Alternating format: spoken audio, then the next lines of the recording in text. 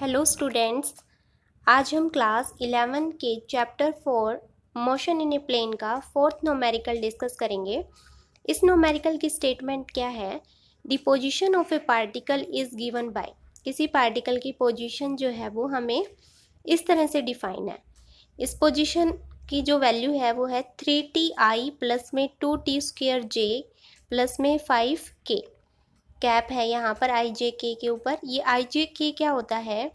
जो भी हम कोऑर्डिनेट सिस्टम में किसी पार्टिकल की पोजीशन दिखाते हैं तो पर्टिकुलर डायरेक्शन के लिए हम ये यूनिट वेक्टर्स का यूज़ करते हैं। आई यूनिट वेक्टर हम यूज़ करते हैं एक्स डायरेक्शन में पोजीशन दिखाने के लिए। जे कैप का हम यूज़ करते हैं जो डायरेक्शन है वो वाई एक्सिस के अलोंग, और के कैप यूनिट वेक्टर का यूज़ करते हैं हम जेड एक्सिस में डायरेक्शन को शो करने के लिए। ठीक है, आई जे क्या क्या है? यहाँ पर यूनिट वेक्टर है जो कि स्पेशली यूज़ किए जाते हैं डायरेक्शन को शो करने के लिए।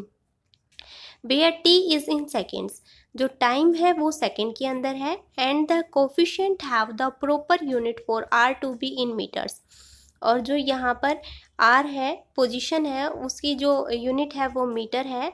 हमें यहाँ पर दो पार्ट फाइंड आउट करने पड़ेंगे। ए में क्या है हमारे पास?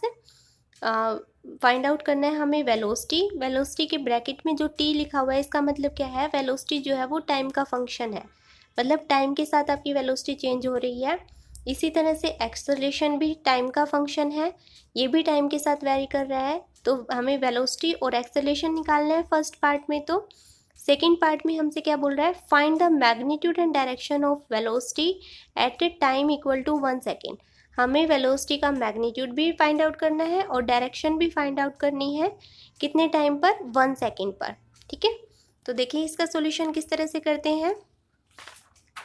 तो यहाँ पे इसका सॉल्यूशन है, यहाँ पे देखो सबसे पहले हमें क्या गिवन है? यहाँ पर आर की वैल्यू गिवन है। आर क्या है? आपका पोजीशन वेक्टर है। ठीक है, तो यहाँ पे आर की वैल्यू हमें गिवन है 3ti plus 2t² j plus में 5k। अब वेलोसिटी क्या होती है? हमें पता है rate of change of position. ठीक है, तो d बाई डी टी हमें डेरिवेटिव करना है किसका? पोजीशन का। तो आर की वैल्यू जो गिवन थी वो मैंने यहाँ पे राइट डाउन कर ली है। तो d by D T of 3ti plus में 2t² j प्लस में 5k। अब हम इसका डेरिवेटिव करेंगे या डिफ्रेंशिएशन बोल सकते हैं आप। ठीक है, तो velocity is equal to t का डिफ्रेंशिएशन क्या होगा? तो डिफ्रेंशिएशन कैसे करते हैं हम? यहाँ पे देखो t का डिफ्रेंशिएशन हमें करना है, यानी कि d बाई डी टी हमें t का करना है। तो डिफ्रेंशिएशन कैसे करते हैं हम? कि जो सबसे पहले पावर होती है, इसको हम ऐसे भी लिख सकते हैं, पावर होती है उसको आगे ले आएंगे, यानी कि 1 को आगे ले आए हम और पावर में से 1 माइनस करेंगे, मतलब 1। और ये कितना हो गया? t की पावर 1 माइनस 1 0। तो किसी की पावर 0 होती है तो वो किसके इक्वल होता है? 1 के इक्वल। तो t का डिफ्रेंशिएशन क्या आ गया हमारे पास? 1। तो यहाँ पर 3, और ये क्या है? I cap unit vector x axis के अलोंग। ठीक है, इसके बाद हमें t² का करना है डिफ्रेंशिएशन। 2 तो कांस्टेंट है, इसको तो हमने एज इट इज रख लिया। अब t² का करेंगे हम डिफ्रेंशिएशन। t² का कैसे करेंगे? With respect to time differentiation करना है हमें किसका? t² का।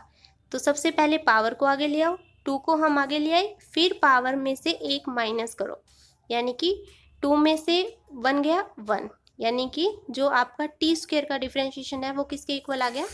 2t के इक्वल। तो यही मैंने यहाँ पे लिखा है। 2 तो कांस्टेंट था, बाहर रख लिया मैंने, और t² का जो डिफ्रेंशिएशन है वो कितना है? 2t इंटू में j कैप।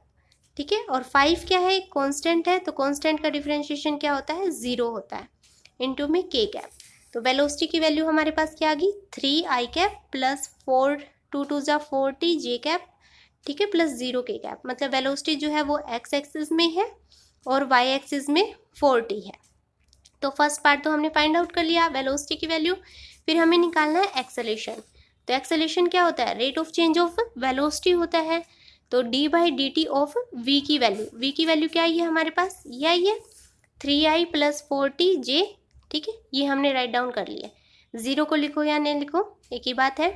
तो यहाँ पे अब इसका डिफ्रेंशिएशन करना है हमें। 3 क्या है? कांस्टेंट है, तो कांस्टेंट का डिफ्रेंशिएशन 0। टी का मैंने अभी बताया ऊपर आपको, टी का डिफ्रेंशिएशन क्या होता है 1, तो इसका कितना हो जाएगा 4 कैप, यानी कि जो एक्सेलरेशन है उसकी वैल्यू सिर्फ वाई डायरेक्शन में है, क्योंकि जे कैप जो यूनिट वेक्टर है वो किस डायरेक्शन को शो करता है, वाई डायरेक्शन को। तो एक्सेलरेशन अलोंग वाई डायरेक्शन है कितना 4 मीटर पर सेकेंड स्क्वायर। तो आपका ये ए पार्ट था जिसमें हमें वेलोसिटी फाइंड आउट करनी थी, जो कि आपकी आई है 3i कैप प्लस 4t जे कैप, और सेकंड में इसमें हमने बताना था एक्सेलरेशन। तो एक्सेलरेशन आया है सिर्फ 4j कैप जो कि वाई डायरेक्शन के अलोंग है। अब बी पार्ट में हमें क्या बताना है, वेलोसिटी का मैग्नीट्यूड भी बताना है और डायरेक्शन भी बतानी है t इक्वल टू 1 सेकेंड पर। तो हमने वेक्टर में सीखा था कि मैग्नीट्यूड कैसे निकालते हैं, तो x square plus y square, यानी कि यहाँ पर वेलोसिटी हमारी एक्स एक्सिस में भी है वाई एक्सिस में है, तो वेलोसिटी का एक्स का कंपोनेंट प्लस उसका स्क्वायर प्लस में वेलोसिटी का वाई का कंपोनेंट का स्क्वायर। ठीक है, तो इस तरह से हम मैग्नीट्यूड निकालते हैं, ये मैग्नीट्यूड निकालने का फॉर्मूला है। तो वेलोसिटी एक्स एक्सिस में कितनी है, एक्स एक्सिस हमें कौन सा यूनिट वेक्टर शो करता है आई कैप, तो एक्स एक्सिस में वेलोसिटी है 3 और वाई एक्सिस में कितनी है 4t। तो एक्स एक्सिस में हमारी मैंने वेलोसिटी लिख ली 3 और वेलोसिटी इन वाई एक्सिस लिख ली 4t, लेकिन हमें क्वेश्चन में पूछा है टाइम इक्वल टू 1 सेकेंड में, तो t की वैल्यू आप क्या लिख सकते हो 1। तो इस तरह से वेलोसिटी का कंपोनेंट एक्स एक्सिस के अलोंग हमें 3 मिल गया और वेलोसिटी का वाई कंपोनेंट कितना मिल गया 4। अब हमें मैग्नीट्यूड निकालना है, तो मैग्नीट्यूड का ये फॉर्मूला है। तो वी एक्स की वैल्यू कितनी है 3, तो 3 का स्क्वायर प्लस में वी वाई की वैल्यू कितनी है 4, तो 4 का स्क्वायर, 3 का स्क्वायर 9, 4 का स्क्वायर 16, दैट इज 25, और 25 किसका स्क्वायर रूट होता है 5 का, तो 5 मीटर पर सेकेंड आपकी आ गई वेलोसिटी का मैग्नीट्यूड। ठीक है, अब हमें डायरेक्शन निकालनी है। तो डायरेक्शन कैसे निकालेंगे हम, डायरेक्शन का फॉर्मूला हम कैसे निकालते हैं, tangent theta v by y v x के से निकालते हैं ना डायरेक्शन। वेक्टर के जो हमने वेक्टर पढ़ा था तो उसमें हमने सीखा था डायरेक्शन टेंजेंट थीटा से निकालते हैं v बाई वी एक्स। ठीक है, तो हम मान लेते हैं ये हमारा वेलोसिटी का x डायरेक्शन में कंपोनेंट, ये हमारा वेलोसिटी का y डायरेक्शन में कंपोनेंट, और हम मान लेते हैं कि जो हमारी वेलोसिटी है वो थीटा एंगल ऊपर है एक्स एक्सिस से। तो इस ट्रायंगल में हम टेंजेंट थीटा की वैल्यू निकालेंगे, क्योंकि यहाँ से देखो इस वी वाई पहले वेक्टर को मैं इधर शिफ्ट कर सकती हूँ, तो ये हो गया मेरा v y upon v x. Tangent theta क्या होता है, परपेंडिकुलर बाय बेस होता है, तो परपेंडिकुलर क्या हो गया वी वाई और बेस हो गया आपका वी एक्स। तो वी वाई की वैल्यू कितनी है, अभी आपने निकाली है 4 और वी एक्स की वैल्यू कितनी है 3। तो अब टेंजेंट थीटा 4/3 है, तो एक ट्रायंगल आप ध्यान रख सकते हैं कि हाइपोटेनस 5 होता है, परपेंडिकुलर 4 और बेस 3 होता है, तब जो ये एंगल होता है ये 53 डिग्री सेल्सियस होता है।